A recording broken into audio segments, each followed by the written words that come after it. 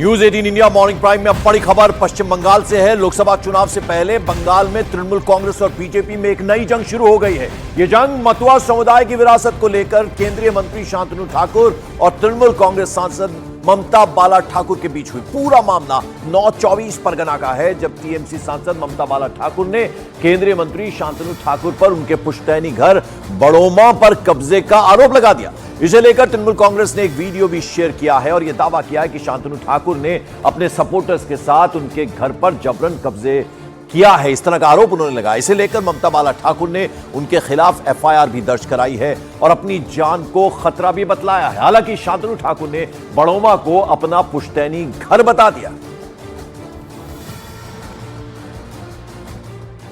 तो आपको बता दें, ये मामला जो है वो कहीं ना कहीं विरासत को लेकर हो रहा है और बड़ोमा को लेकर हो रहा है, जहां पर आपको बता दें कि ममता बाला ठाकुर के सांसद हैं, ये अब आरोप लगा रही हैं। और हालांकि बता दें, शांतनु ठाकुर की तरफ से एक एफआईआर भी दर्ज कराई गई है और कहीं ना कहीं अपनी जान को खतरा बताया है ममता ने। हालांकि शांतनु ठाकुर ने बड़ोमा को अपना पुश्तैनी घर बतला दिया है और जबरन कब्जे का आरोप लगाया ममता ने, और इसको लेकर शांतनु ठाकुर पर एफआईआर भी दर्ज करा दी गई है। आशिका सिंह मेरी सहयोगी इस वक्त सीधे कोलकाता से हमारे साथ। आशिका, क्या है ये पूरा मामला?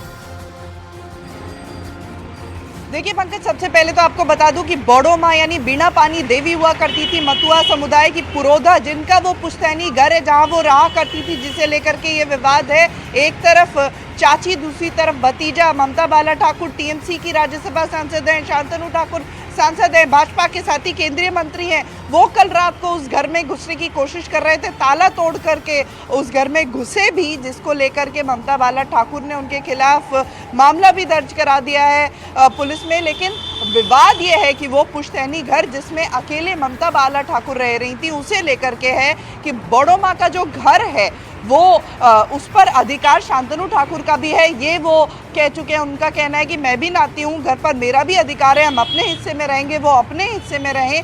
यही लेकर के विवाद शुरू हुआ, जिसके बाद कल रोते हुए ममता बाला ठाकुर ने कहा कि मैं विधवा हूँ, महिला हूँ, मैं कहाँ जाऊँ, और शांतनु ठाकुर ने कहा कि वो अपने घर के हिस्से में रहें, मैं अपने घर के हिस्से में रहूँ। लेकिन फिलहाल शांतनु ठाकुर पर मामला दर्ज कराया है ममता बाला ठाकुर ने। पंकज जी, इस बीच एक और बड़ी खबर आपको बता दें, यह खबर भी पश्चिम बंगाल से है। पश्चिम बंगाल के पूर्व मेदिनीपुर में एनआईए की टीम के खिलाफ एफआईआर दर्ज हो गई।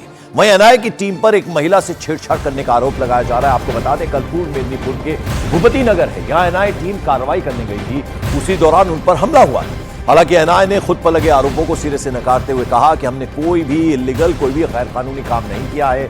भीड़ वहां आई, बिना किसी बात पर हमला किया गया। आप देख सकते हैं कारों में किस तरह से तोड़फोड़ की गई है। ये जीप खड़ी है जिसपे बुरी तरह से उसका जो विंड स्क्रीन है वो टूटा हुआ नजर आ रहा है, उस पर क्रैक साफ नजर आ रहे हैं शीशे के ऊपर।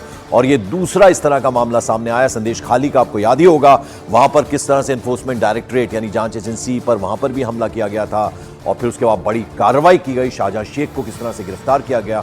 अब ये दूसरा मामला इस तरह का पूर्वी मेदिनीपुर से सामने आया है, जहां कहा जा रहा है कि एनआईए की टीम पर हमला किया गया, उनकी कार में तोड़फोड़ की गई। हालांकि टीएमसी कुछ और कह रही है।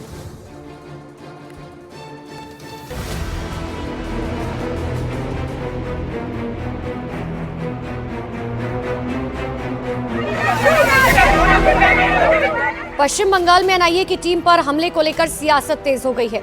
जहां एक तरफ बीजेपी इस हमले के पीछे टीएमसी को कसूरवार ठहरा रही है, वहीं मुख्यमंत्री ममता बनर्जी सीधे एनआईए के अधिकारियों पर ही सवाल उन्होंने खड़े कर दिए। एनआईए की टीम पर हुए हमले को लेकर राज्य की मुख्यमंत्री ममता बनर्जी से सवाल पूछा गया तो ममता ने एनआईए की छापेमारी पर ही सवाल खड़े कर दिए। ममता ने कहा कि बिना बताए छापा मारने की क्या जरूरत थी, क्या एनआईए के पास छापे की अनुमति थी? ওরা কেন মধ্যরা পুলিশকে না জানিয়ে যাচ্ছে? নিয়ম হচ্ছে পুলিশকে, লোকাল পুলিশকে জানিয়ে যাওয়া। তো মধ্যরাতে যদি গ্রামের লোক দেখে হঠাৎ করে কিছু লোক আসছে পুলিশের ড্রেস পরে, তারা কি করে বুঝবে? আর ইলেকশনের আগে কেন অ্যারেস্ট করবে? যদি সবাইকে অ্যারেস্ট করে, বিজেপি কি মনে করে সব বুথ এজেন্টকে অ্যারেস্ট করবে, সব ভোট ম্যানেজারদের অ্যারেস্ট করবে, পরে ভোটে জিতবে? শূন্য গুলি ছুটছে। দুজন তৃণমূল কর্মীকে অ্যারেস্ট করেছে আজকে। কি অধিকার আছে না? শুধু বিজেপিকে সাপোর্ট দেওয়ার জন্য বিজেপি নোংরামি কেন করছে আমরা সারা পৃথিবীতে আওয়াজ वहीं एनआईए पर हमले की घटना पर भारतीय जनता पार्टी के नेता दिलीप घोष ने कहा कि बंगाल से ऐसी घटना रोज रोज होना सोची समझी साजिश है और इन घटनाओं के पीछे टीएमसी का हाथ होने का आरोप लगाया। ये कोई एक सामान्य घटना नहीं है, अचानक हो गया ऐसा नहीं है, इसके पीछे पूरा योजना है।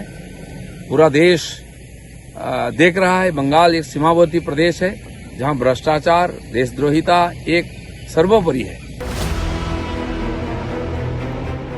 दरअसल एनआईए की ये टीम कोलकाता हाईकोर्ट के निर्देश पर पूर्वी मिदनापुर के भूपति नगर में 2022 में हुए बम धमाके की जांच करने पहुंची थी। एनआईए ने 2 लोग बोलाई मैती और मानव दत्त जाना को गिरफ्तार किया, जिसके बाद पश्चिम बंगाल में एक बार फिर से टीएमसी वर्सेस बीजेपी की लड़ाई छिड़ गई।